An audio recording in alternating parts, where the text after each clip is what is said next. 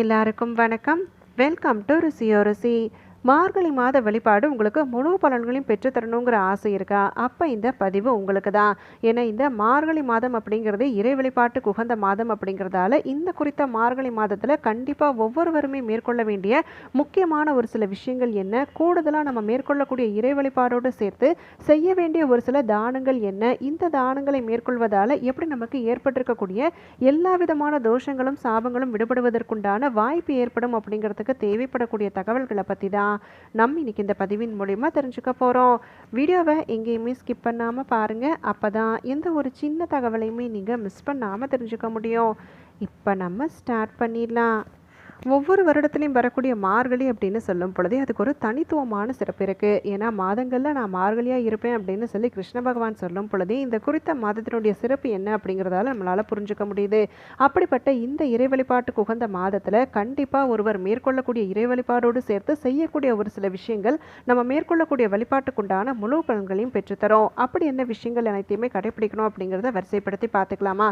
முதல் முக்கியமான விஷயம், நம்ம ஒவ்வொரு நாளுமே வீடுகளில் விளக்கேற்றி வழிபாடு மேற்கொள்ளும் பொழுது உள்ள தூய்மை உடல் தூய்மை அப்படிங்கிறது ரொம்ப ரொம்ப முக்கியம். அதுவும் இந்த மார்கழி மாதம் அப்படின்னு சொல்லி எடுத்துக்கும் பொழுது காலை நேரத்தில் எழுந்து பெண்கள் வீட்டு வாசல்ல அழகா கோலம் போடுவதற்கு முன்பாகவே குளிச்சு முடிச்சுட்டு அதுக்கப்புறம் கோலம் போடுவது அப்படிங்கிறது செய்யணும்.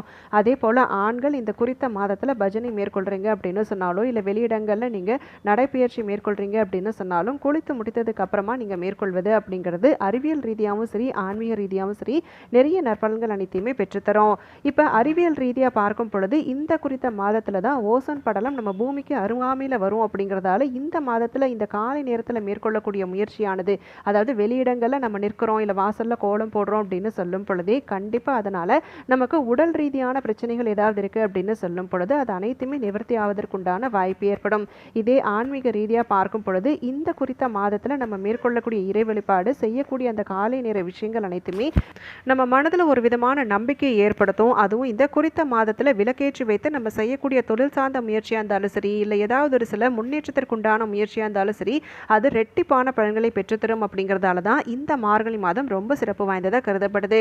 நிறைய பேருக்கு இருக்கக்கூடிய சந்தேகம், காலை நேரத்தில் குளிச்சு முடிச்சதுக்கு அப்புறமா தான் நம்ம வாசலில் விளக்க வைக்கணுமா அப்படின்னு சொல்லி நிறைய பேர் கேட்குறீங்க. நம்ம உடல் அளவில் தூய்மையாக இருந்து உள்ள தூய்மையோடு ஏற்றக்கூடிய தீபம் தான் கண்டிப்பாக நம்மளுடைய வாழ்க்கை செழிப்படைவதற்குண்டான அருளை பெற்றுத்தரும். அதனால் கட்டாயம் இந்த ஒரு விஷயத்தை செய்துக்கோங்க. அடுத்ததாக இரண்டாவது கடைபிடிக்க வேண்டிய விஷயம் என்ன அப்படின்னு சொல்லி பார்த்தா, இது பெண்களுக்கே உண்டான ஒரு தனி குறிப்பு அப்படின்னு கூட சொல்லலாம். ஏன்னா காலை நேரத்தில் பெண்கள் சமையல் அறையில் நீங்கள் சமையல் செய்வதற்கு முன்பாக முதல்ல செய்ய வேண்டியது பார்த்தீங்கன்னா அன்னபூரணி தாயாரையும் அக்னி பகவானையும் வணங்கி அதுக்கப்புறமா நீங்கள் அடுப்பை ஏற்றுவது அப்படிங்கிறத செய்யணும். இப்படி நம்ம செய்யும் பொழுது முதல் விஷயமா நம்ம கடைபிடிக்க வேண்டியது பார்த்தீங்கன்னா அன்னபூர்ணி தாயாருடைய படத்திற்கு முன்பாக நிறைய பேர் சமையல் அறையில் அன்னபூர்ணி தாயாருடைய படமோ விக்கிரகமோ வைத்திருப்போம். அப்படி அந்த படத்திற்கு முன்பாகவோ இல்லை விக்கிரகத்திற்கு முன்பாகவோ ஒரு சின்ன தட்டில் நீங்கள் கல்கண்டு போட்டு வைப்பது அப்படிங்கிறத கட்டாயம் நீங்கள் கடைபிடிக்கணும். இது மட்டும் இல்லாமல் காலை நேரத்தில் நீங்கள் அடுப்பில் முதல்ல ஏற்றக்கூடிய விஷயம் என்னவா இருக்கணும் அப்படின்னு சொல்லி பார்த்தீங்கன்னா பால் காய்ச்சுவது அப்படிங்கிறத செய்யணும். ஒவ்வொரு நாளுமே நம்ம வீட்டு சமையல் அறையிலையும் சரி பூஜை அறையிலையும் சரி சின்ன சின்ன பொருளை நம்ம நைவேத்தியமாக வைத்து வணங்குவது அப்படிங்கிறது நமக்கு அபாரமான பலன்களை பெற்றுத்தரும். எல்லாருடைய வீடுகளிலுமே விளக்கேற்றுவது அப்படிங்கிறது செய்வோம். ஆனால் நைவேத்தியம் அப்படின்னு சொல்லி பார்த்தீங்கன்னா ஒரு சிலர் தொடர்ந்து செய்வாங்க, செய்யக்கூடிய வழக்கம் இருக்கவங்க தொடர்ச்சியாக கடைபிடிப்பாங்க. ஒரு சிலருக்கு புதுசாக மார்கழி மாதத்தில் செய்யும் பொழுது விளக்கேற்றக்கூடிய செயலை செய்துட்டு நைவேத்தியம் வைப்பது அப்படிங்கிறத மறந்துடுவாங்க. நைவேத்தியம் அப்படின்னு சொல்லும் பொழுது நம்ம கைகளால் செய்து வைப்பது அப்படிங்கிறது ரொம்பவுமே சிறப்பாக சொல்லப்பட்டாலுமே அந்த அதிகாலை நேரத்தில் எதுவுமே செய்ய முடியலனா கூட ஒரு நாள் பல வகையை வைப்பது அப்படிங்கிறது செய்துக்கலாம். ஒரு நாள் கட்டி கல்கண்டு வைப்பது அப்படிங்கிறத செய்துக்கலாம். இல்லை டைமண்ட் கல்கண்டு வைப்பது அப்படிங்கிறத செய்துக்கலாம். மறுநாள் பார்த்தீங்க அப்படின்னாக்க உலர் பழங்கள் இருக்கு இல்லைங்களா, பாதாம் முந்திரி இந்த மாதிரி வைப்பது அப்படிங்கிறத செய்துக்கலாம். இப்படி ஒவ்வொரு நாளுமே நீங்கள் மாற்றி மாற்றி வைப்பது அப்படிங்கிறது கண்டிப்பாக நம்மளுடைய வேண்டுதல் அனைத்துமே நிறைவேறுவதற்குண்டான அருளை பெற்றுத்தரும். அந்த நைவேத்தியத்தை வீட்டில் இருக்கக்கூடிய அனைவருக்குமே பகிர்ந்து கொடுக்கும் பொழுது வெளியிடங்களுக்கு சென்று பணியாற்றக்கூடியவர்கள் நம்ம வீட்டில் இருக்கிறாங்க அப்படின்னு சொல்லும் பொழுது அவர்கள் தொட்ட காரியங்கள் அனைத்துமே வெற்றியில் முடிவதற்குண்டான வாய்ப்பு ஏற்படும். ஏன் இதை குறிப்பிட்டு பெண்களுக்கே உண்டான குறிப்புன்னு சொல்கிறேன்னு பார்த்தீங்கன்னா காலை நேரத்தில் பெரும்பாலும் விளக்கேற்றக்கூடியவர்கள் யாராக இருப்பாங்கன்னு பார்த்தீங்கன்னா அந்த வீட்டினுடைய மகாலட்சுமியாக கருதப்படக்கூடிய பெண் இருப்பாங்க. அப்படி அந்த செயலை செய்யும் பொழுது நெய்வேத்தியம் வைப்பது அப்படிங்கிறத செய்துட்டு தொடர்ந்து நான் சமையல் அறைக்காக சொன்ன குறிப்பையும் கட்டாயம் பின்பற்றுங்க. அடுத்ததாக மூன்றாவது முக்கியமான விஷயம், நம்ம வீட்டு பூஜை அறையில் விளக்கேற்றுவது, சமையல் அறையில் நீங்கள் அன்னபூர்ணி தாயாரை வணங்குவது அப்படிங்கிறதோடு மட்டும் இல்லாமல் நம்ம வீட்டினுடைய வரவேற்பறை அப்படின்னு சொல்லும் பொழுது அனைவருமே வந்து செல்லக்கூடிய இடம் இல்லைங்களா? அப்படி அனைவருமே வந்து செல்லக்கூடிய இடத்துல கட்டாயம் நான் சொல்லக்கூடிய ஒரு பொருளை வைப்பதன் பலனா நமக்கு ஏற்படக்கூடிய திருஷ்டிகள் அனைத்துமே தீரும். அது மட்டும் இல்லாமல் நம்ம வீட்டு உறுப்பினர்கள் பெரும்பாலும் நேரம் கழிக்கக்கூடிய இடம் அப்படின்னு சொல்லி பார்த்தா வரவேற்பறையாக தான் இருக்கும். அப்படி அந்த வரவேற்பறையில் இந்த பொருள் இருக்கும் பொழுதே அதனுடைய நறுமணம் நிறைந்திருக்கக்கூடிய காரணத்தால் அமர்ந்திருக்கக்கூடியவர்களுக்கும் நேர்மறை எண்ணங்கள் பெருகும், நம்ம வீட்லேயும் நேர்மறை ஆற்றல் நிறையும். அப்படி என்ன பொருள் அப்படின்னு சொல்லி கேட்டிங்கன்னா அதுதான் பச்சை கற்பூரம். பச்சை கற்பூரத்தை ஒரு கிண்ணத்தில் வச்சுட்டு அது கூட 1-2 ஏலக்காயினுடைய விதை பகுதி, கிராம்பு, இது எல்லாத்தையுமே இன்னும் வேறு என்னெல்லாம் வாசனை பொருட்கள் வைத்திருக்கிறீங்களோ அது அனைத்தையுமே சேர்த்து வைப்பது அப்படிங்கிறத செய்துக்கோங்க. இல்லை ஒருவேளை உருளி வைத்திருக்கிறீங்க அப்படின்னு சொல்லும் பொழுது அந்த உருளி நீரில் இந்த மாதிரி வாசனை பொருட்கள் அனைத்தையுமே சேர்ப்பது அப்படிங்கிறத செய்துக்கலாம். இப்படி நம்ம ஒவ்வொரு நாளுமே மேற்கொள்வது அப்படிங்கிறது ரொம்ப சிறப்பாக கருதப்பட்டாலுமே இந்த மார்கழி மாதத்தில் இறை வழிபாட்டுக்கு உகந்த மாதமாக இருக்கக்கூடிய காரணத்தால் ஒவ்வொரு நாளுமே தீபம் ஏற்றும் பொழுது சுவாமி அந்த வரவேற்பறை, நிலைவாசல் இது அனைத்தையுமே தாண்டி தான் நம்ம வீட்டு பூஜை அறைக்கு வராங்க இல்லைங்களா? அப்படி வரக்கூடிய தெய்வங்கள் நம்ம வீட்டுக்குள்ளே என்றென்றைக்குமே நிரந்தர வாசம் செய்வதற்குண்டான வாய்ப்பு ஏற்படும். அதனால இந்த ஒரு விஷயத்தை கட்டாயம் கடைபிடிங்க. அடுத்ததாக 4வது முக்கியமான விஷயம், நம்ம வீட்டு பூஜை அறையில் விளக்கேற்றுவதற்காக பயன்படுத்தக்கூடிய எண்ணெய் இந்த குறித்த மாதத்தில் நல்லெண்ணெயாக இருக்கலாம். அப்படின்னாக்கா பசுனை விட்டு தீபம் ஏற்றுவது அப்படிங்கிறத செய்துக்கலாம். எந்த ஒரு கலப்படம் இருக்கக்கூடிய எண்ணெயை பயன்படுத்துவது அப்படி இல்லைனாக்கா நீங்கள் வேறு ஏதாவது ஒரு சில எண்ணெய் வகைகளை பயன்படுத்துவது அப்படிங்கிறத செய்யாமல் சுத்தமான நல்லெண்ணெய் அப்படி இல்லைனாக்கா சுத்தமான பசுனை விட்டு நீங்கள் தீபம் ஏற்றுவது அப்படிங்கிறத மட்டுமே கடைபிடிங்க.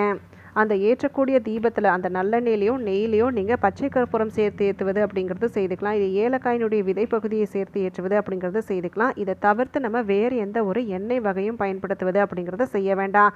அதே போல் பயன்படுத்தக்கூடிய விளக்கு பார்த்தீங்க அப்படின்னு சொன்னாக்கா பித்தளை விளக்காக இருக்கலாம், இல்லை வெள்ளி விளக்காக இருக்கலாம், அகல் விளக்காக இருக்கலாம். இதை தாண்டி வேறு எந்த விதமான விளக்குகளையும் பயன்படுத்துவது அப்படிங்கிறத தவிர்த்துக்கோங்க. அதாவது இந்த குறித்த உலோகங்களால் செய்யப்பட்ட விளக்கு அப்படிங்கிறது ரொம்ப ரொம்ப சிறப்பு. அடுத்ததாக 5வது முக்கியமான விஷயம், இந்த குறித்த மாதத்தில் எப்பயுமே பார்த்தீங்க அப்படின்னு சொன்னால் கோவில் சென்று வழிபடுவது, காலை நேரத்தில் கோவில்களுக்கு சென்று வழிபடுவது ரொம்ப சிறப்பாக பார்க்கப்படுது. ஆனால் ஒரு சிலருக்கு நேர பற்றாக்குறையின் காரணமாக இந்த மாதிரி தினசரி கோவில்களுக்கு செல்ல முடியல அப்படின்னு சொன்னால் கூட இந்த குறித்த மாதத்தில் வரக்கூடிய சஷ்டி, அஷ்டமி, வெள்ளிக்கிழமை நாட்கள், பௌர்ணமி திதி, அமாவாசை, செவ்வாய்க்கிழமைகள் இந்த மாதிரி முக்கியமான விசேஷ தினங்களில் கோவில் சென்று வழிபடுவது அப்படிங்கிறது செய்யணும். இப்படி நம்ம செய்யும் பொழுது கண்டிப்பாக அதனால் நம்ம மேற்கொள்ளக்கூடிய வீட்டில் செய்யக்கூடிய விஷயங்களோடு சேர்த்து நம்ம கோவில்களுக்கு சென்று வரக்கூடிய காரணத்தால் நம்மளுடைய வேண்டுதல்கள் அனைத்துமே வெகு விரைவிலேயே நிறைவேறுவதற்குண்டான அருள் கிடைக்கப்பெறும். அதனால கட்டாயம் இப்போ நான் சொன்ன 5 விஷயங்களை கடைபிடிங்க. இதை தவிர்த்து இந்த குறிப்பிட்ட மார்கழி மாதத்தில் நம்ம மேற்கொள்ள வேண்டிய தானம் என்ன அப்படின்னு சொல்லி பார்த்தீங்கன்னா எப்பெல்லாம் உங்களால் அன்னதானம் மேற்கொள்ள முடியுமோ அப்பெல்லாம் நம்ம அன்னதானம் மேற்கொள்வது அப்படிங்கிறத செய்துக்கலாம். வாயில்லா ஜீவன்களுக்கு உணவளிப்பது அப்படிங்கிறதையும் கண்டிப்பாக மேற்கொள்ளலாம். எந்த அளவுக்கு இந்த மாதத்தில் உங்களால் தானங்கள் செய்ய முடியுதோ அந்த அளவுக்கு மேற்கொள்ளுங்க. அது மட்டும் இல்லாமல் இந்த குறித்த மாதத்தில் சரியான வசதி இல்லாத நிலையில் இருக்கக்கூடியவர்களுக்கு தேடி சென்று தேவைப்படக்கூடிய உதவிகளை மேற்கொள்வது அப்படிங்கிறத செய்துக்கலாம். சரியான வீடு கூட இல்லாத நிலையில் நிறைய பேர் இருப்பாங்க இல்லைங்களா? அப்படி அவர்களுக்கு தேடி சென்று தேவைப்படக்கூடிய உதவிகளை செய்யுங்க. இல்லை உங்களுடைய கண் பார்வையிலேயே பார்த்தீங்க அப்படின்னாக்கா அக்கம் பக்கத்தில் யாராவது ரொம்பவுமே கஷ்டப்படக்கூடிய சூழ்நிலையில் இருப்பாங்க, இல்லை படிக்கின்ற வயதில் பிள்ளைகள் இருக்கிறாங்க, ஆனால் படிப்பு செலவுக்கு சரிவர பணம் இல்லாமல் சூழ்நிலை இருக்கும், அவர்களுக்கு தேடி சென்று நீங்கள் உதவிகளை மேற்கொள்வது அப்படிங்கிறது செய்துக்கலாம். மொத்தத்தில் இது எல்லா மாதங்களையும் செய்வது ரொம்பவுமே சிறப்பானதாக இருந்தாலுமே இந்த மார்கழி மாதம் அப்படிங்கிறது அதிவிசேஷமான மாதம் அப்படிங்கிறதால கண்டிப்பாக இது நாள் வரைக்கும் செய்யாதவங்க கூட இந்த மார்கழி மாதத்தில் செய்து பாருங்கள். கிடைக்கக்கூடிய மனநிறைவோடு தீபம் ஏற்றக்கூடிய ஒவ்வொரு நாளுமே கட்டாயம் நம்மளுடைய பிரச்சனைகள், கோரிக்கைகள் அனைத்துமே இறைவனுடைய பாதங்களை சென்றடைந்து வெகு விரைவிலேயே நம்மளுடைய கஷ்டங்கள் அனைத்துமே தீர்வதற்குண்டான வாய்ப்பு ஏற்படும்.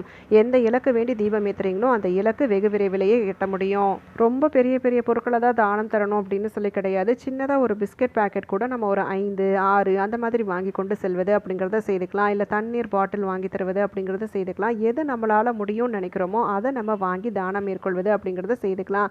சின்ன சின்ன தானங்கள் தான், ஆனால் அதை செய்யும் பொழுது நமக்கு கிடைக்கக்கூடிய மன திருப்தி தான் நம்மளுடைய வாழ்க்கை முன்னேறுவதற்குண்டான நல்ல யோசனைகளையும் நல்ல ஒரு முன்னேற்றத்தையும் ஏற்படுத்தி தரும்.